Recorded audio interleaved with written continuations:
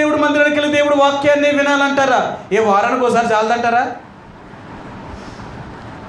వారానికి ఒకరోజు చాలదండి. చాలామంది చూడండి, వాళ్ళకి బైబిల్ పట్టణం కానీ ప్రార్థనా కూడిక కానీ ఉండదు.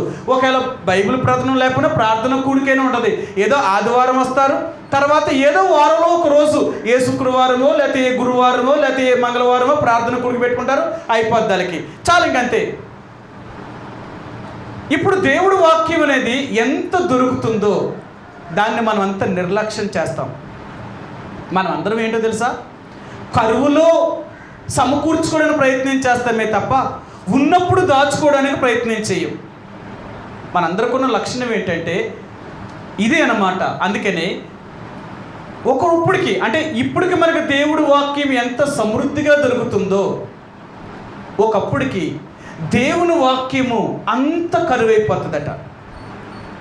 ఇక